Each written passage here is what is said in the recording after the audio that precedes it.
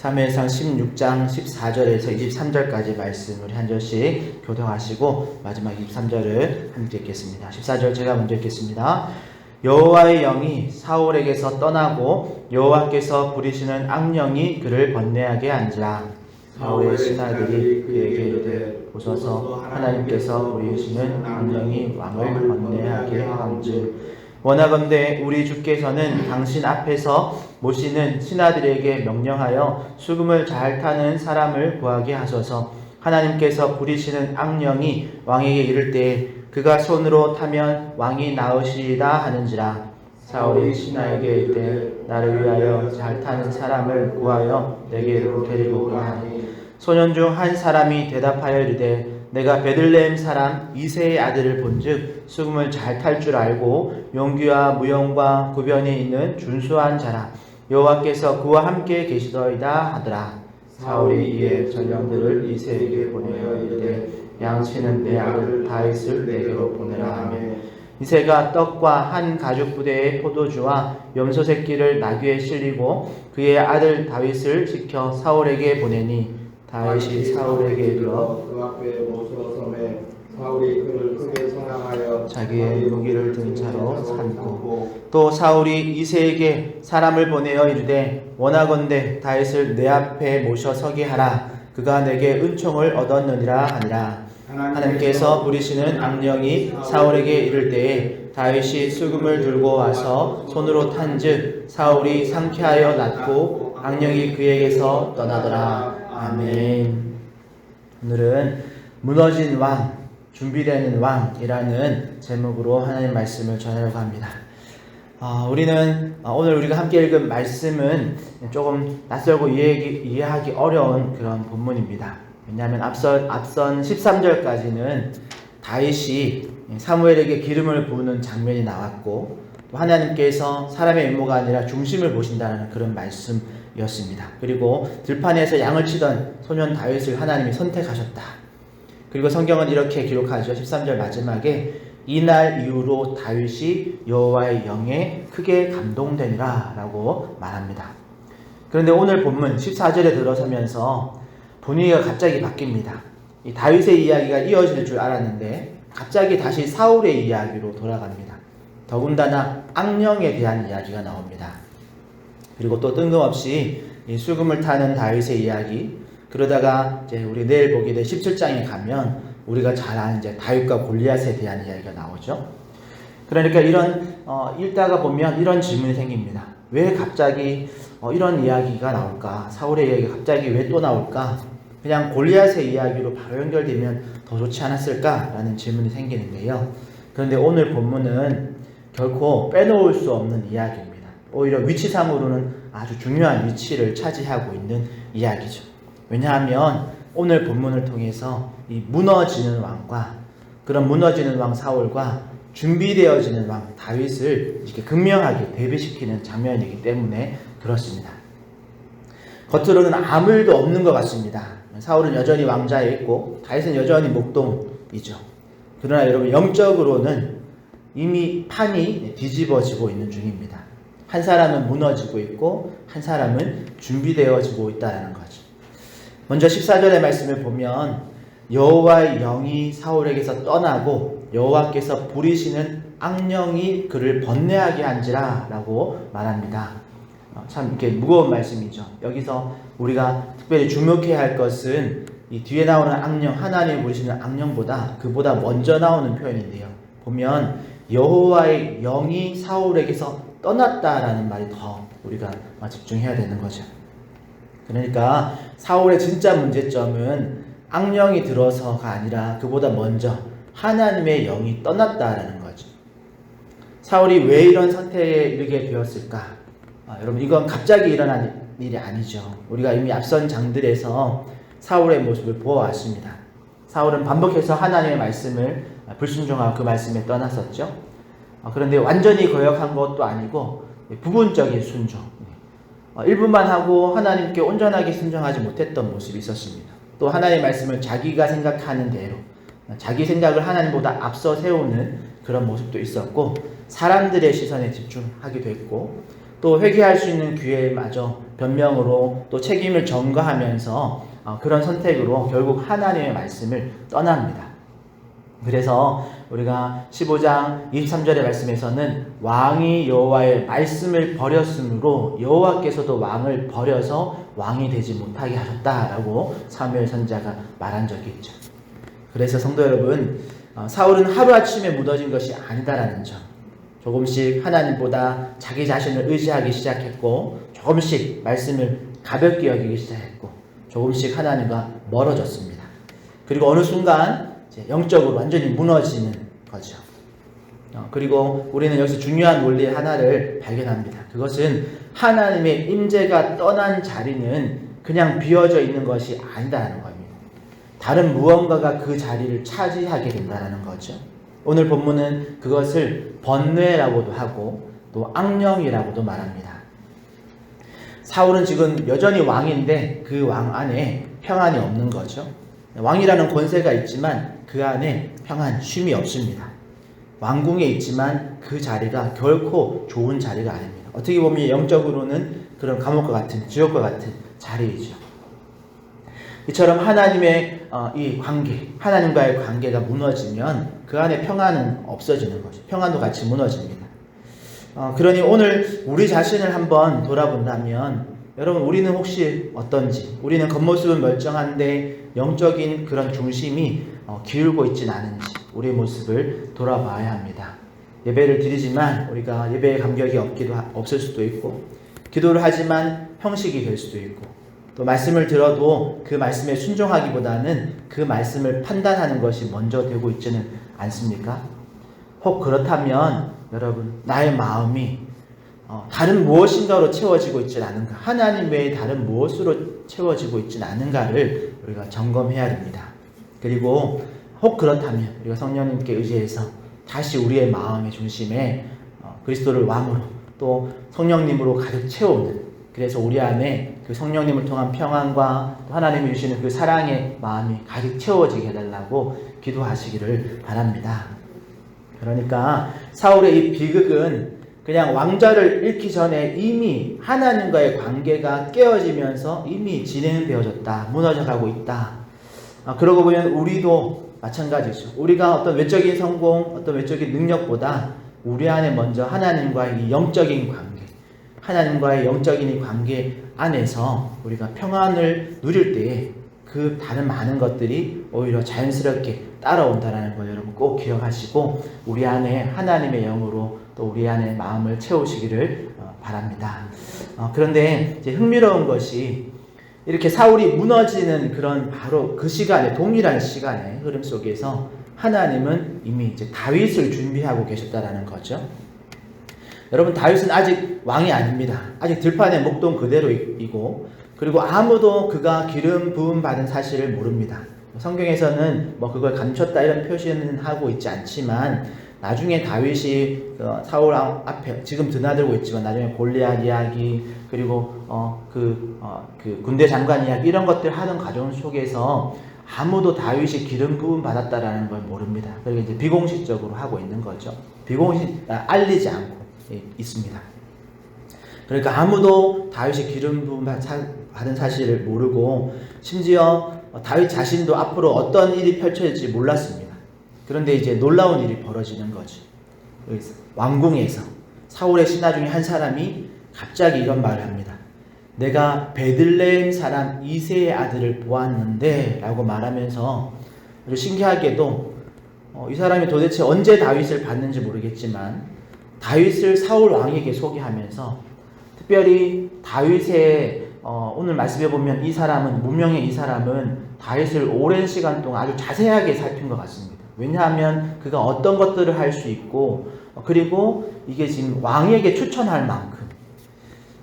그런데 성경은 그가 어떻게 다윗을 이렇게 자세하게 알았는지 그런 것들은 그냥 설명하지 않죠. 하지만 우리는 알죠. 우리가 성경을 읽으면서 알죠. 그것은 하나님께서 이 타이밍에 다윗을 왕에게 소개하는 것, 하나님께서 그렇게 일하고 계시는구나 라는 것을 우리는 압니다. 그러니까 세상 사람들은 그것이 우연의 일치라고 말할 수 있지만, 하지만 성도된 우리는 그것을 믿음으로 바라보면서 이건 우연이 아니라 하나님이 그렇게 계획하시고 섭리하고 계신다라는 것을 우리가 안다라는 거죠. 다윗은 아무것도 지금 한 게 없습니다. 그냥 자기가 하던 삶을 그대로 살고 있는데 하나님은 그 과정에서 또 그 왕궁에서 그 일들을 이미 그 길을 열어가고 계시더라는 거죠. 거기다가 더 놀라운 것은 이 사람이 다윗을 평가하는 말인데요. 18절의 말씀을 보면 다윗이 수금도 탈 줄 알고 용기와 무용과 구변이 있는 준수한 자라. 그리고 여호와께서 그와 함께 계시더이다 라고 말합니다. 그 소개 중에 핵심이 뭐냐면 여호와께서 그와 함께 계시더이다 이죠. 그러니까 다윗의 가장 큰 장점을 뭐라고 말하냐면 어떤 외모가 아니라 어떤 재능과 어떤 말솜씨가 아니라 하나님이 그와 함께 계시더이다 라는 거죠. 이쯤에서 우리도 마찬가지죠. 사람들이 혹 우리를 소개해 줄 때 어떤 사람이라고 소개해 주는 게 여러분 좋으시나요? 능력 있는 사람입니다. 성실한 사람입니다. 똑똑한 사람입니다. 다 좋은 평가이긴 한데 여러분 그런데 누군가 우리를 소개할 때 이 사람은 하나님이 함께하는 사람입니다 라고 만약에 평가한다면 여러분 성도된 우리에게 그만큼 그 큰 칭찬이 어디 있겠습니까? 그래서 소망하기는 우리도 혹 누군가에게 소개될 때 하나님이 함께하는 사람입니다. 내가 오랫동안 지켜봤지만 이 사람은 이 청년은 하나님이 함께하는 사람입니다. 이렇게 소개받을 수 있는 그런 저와 여러분 되시기를 축복합니다. 그리고 또 하나를 보면 여러분 다윗은 지금 왕궁에 이제 드나들게 되어졌는데 여러분 그 왕궁에 드나드는 그것이 어떤 출세를 하기 위해서 들어간 것이 아닙니다. 하나님께서 그렇게 준비시키시고 계시다라는 거죠. 다윗의 입장에서는 그냥 수금을 연주하러 가는 것처럼 보일 수도 있습니다. 하지만 하나님은 이제 일하고 계시는 거죠. 앞으로 너가 이제 왕이 될 것이다. 그러니 먼저 왕궁을 보아라 라고 보내시는 겁니다. 또 지도자의 무게를 경험해 보아라. 사람들을 다스린다는 게 어떤 것인지를 한번 경험해 보아라. 이렇게 하나님은 지금 다윗을 하루아침에 왕으로 이렇게 변신시키지 않으시고 먼저 이렇게 왕궁을 경험할 수 있는 그런 준비를 시키셨다라는 거죠. 그러기에 사랑하는 성도 여러분, 우리도 때때로 이런 질문을 할 수 있습니다. 하나님 왜 지금 이 자리에 저를 두셨습니까? 왜 이런 과정을 지나게 하십니까? 왜 이렇게 바로 하지 않으시고 돌아가는 길을 걷게 하십니까? 라고 질문할 수 있는데 여러분 그런데 나중에 돌아보면 깨닫게 되는 시간이 있습니다. 그런 시간들이 결코 시간의 낭비가 아니었다라는 거죠. 그 만남이 결코 어떤 헛수고가 아니라 그 자리 또 어떤 그런 훈련도 다 하나님께서 그 다음 발걸음을 또 걸어갈 수 있는 그런 준비의 시간이었다라는 것을 알게 될 때가 있을 것입니다. 그러기에 여러분 조급해하지 않으셔도 됩니다. 여러분 하나님이 준비시키시는 과정에서는 언제나 우리의 인생보다 하나님의 그 예상, 하나님의 계획과 섭리는 더 깊고 정확한 줄 믿으시기를 바랍니다. 마지막 장면인데요. 23절의 말씀에 보면 다윗이 수금을 타기 시작하는데요. 23절에 보면 하나님께서 부리시는 악령이 사울에게 이를 때에 다윗이 수금을 들고 와서 손으로 탄즉 사울이 상쾌하여 낫고 악령이 그에게서 떠나더라. 아멘. 여러분 이 장면을 보면 어떤 사람들은 단순히 이렇게 생각할 수 있죠. 음악 치료의 효과구나 라고 생각할 수 있습니다. 물론 음악에는 사람의 마음을 안정시키는 그런 효과도 있습니다. 그러나 오늘 본문은 그냥 단순히 어떤 심리적인 안정을 말하는 것이 아니죠. 특히 역사학자 조세푸스의 기록에 보면 다윗이 그냥 악기만 연주한 게 아니라 하나님을 찬양하는 노래, 그러니까 그 시편과 같은 이런 찬양을 함께 불렀을 것이다 라고 기록해 놓았습니다.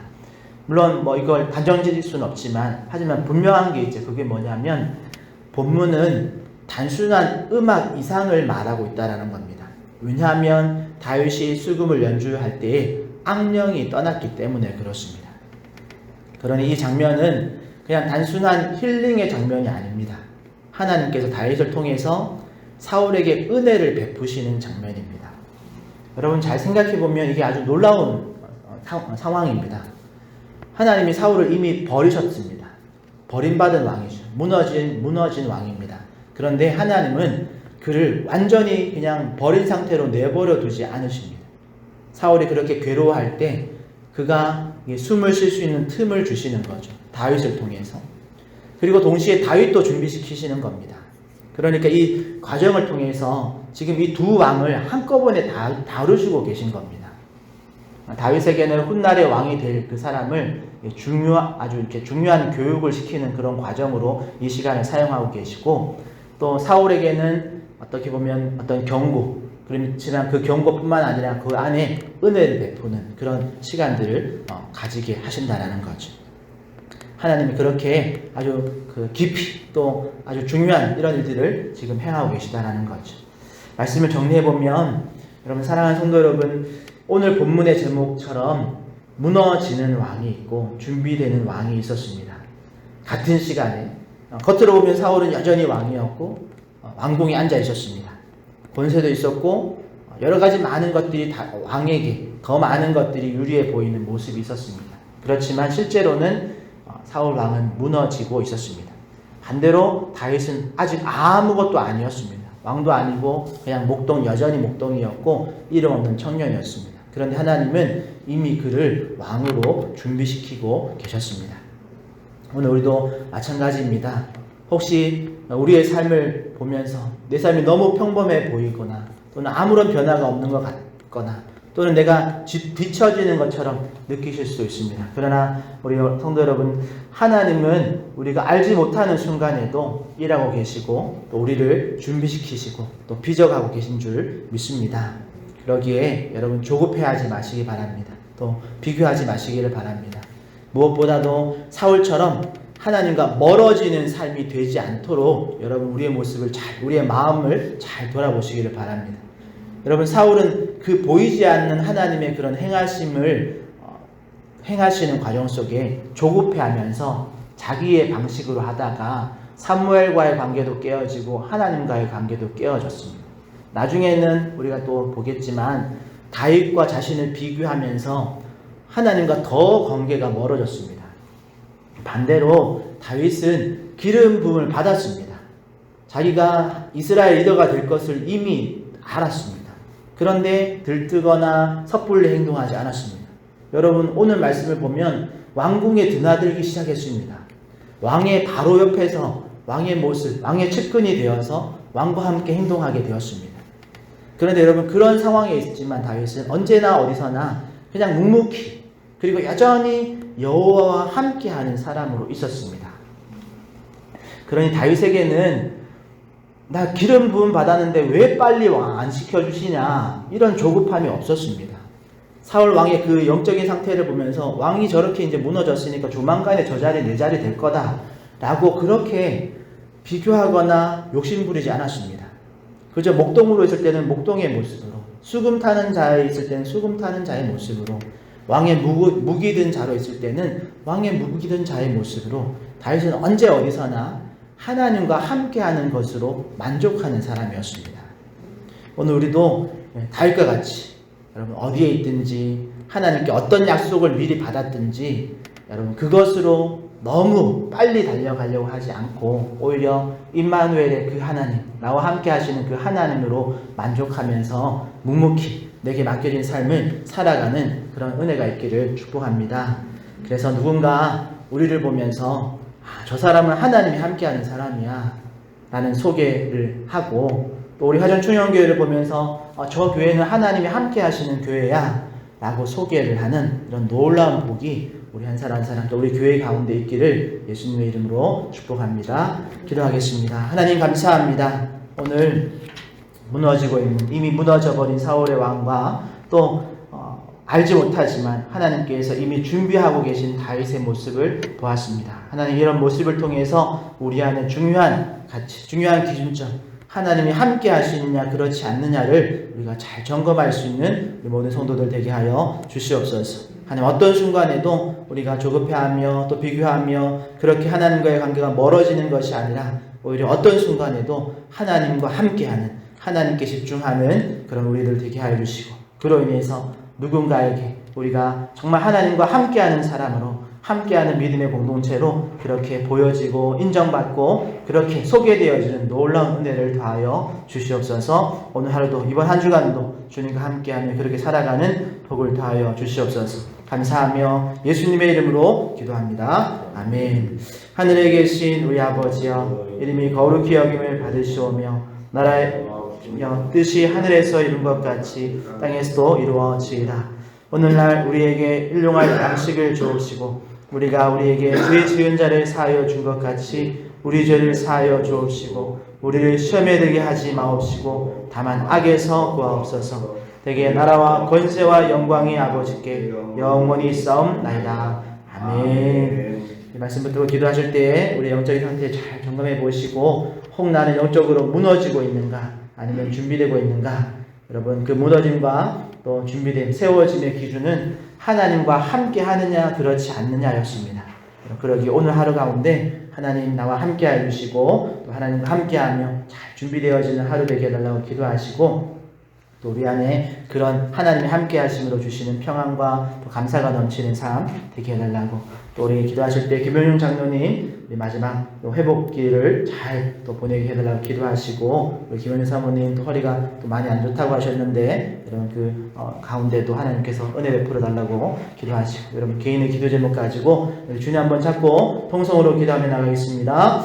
주여 하나님 감사합니다. 주님 앞에서 아버지 하나님 우리의 모습들을 건강할 수 있는 은혜 주시니 감사드립니다. 하나님 꼭 우리가 하나님과의 관계 안에서 막혀있거나 멈춰져 있거나 때로는 멀어져 있거나 깨어져 있는 관계에 있거나 하나님 우리가 이 모습을 오늘 하나님의 의지함을 통해서 다시 한번 주님과 더 가까워지고 주님께로 더 아버지 우리가 가까이 또 하나님과 함께하는 우리 한 사람 한 사람 되어주도록 은혜를 풀어주시옵소서. 아버지 하나님 우리 안에 그렇게 우리 영적인 상태를 지금 점검할 수 있는 지혜와 능력을 주시고 하나님 우리가 주님께로 다시 얘기함으로 또 주님 앞으로 영원히 아버지 나갈 때 우리를 받아주시고 놓지 않으시는 하나님의 은혜를 경험하게 하여 주시옵소서. 우리 공동체도 주님 앞에서 정말 하나님과 함께하는 우리의 공동체인 또 많은 사람들에게 인정받고 보여지는 그렇게 또 아버지 소개되어지는 은혜를 더하여 주셔서 정말 하나님이 함께하심으로 말미암아 하나님이 함께하시는 놀라운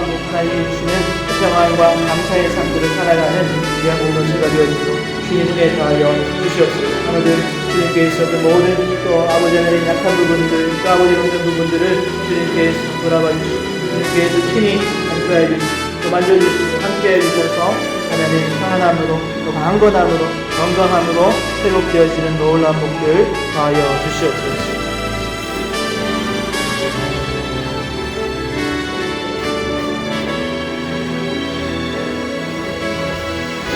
우리가 감사합니다. 우리 안에서 우리가 더 하나 되어지게 해주시고 감사의 생각으로 더 채워지는 은혜를 더하여 주시옵소서. 여러분 아버지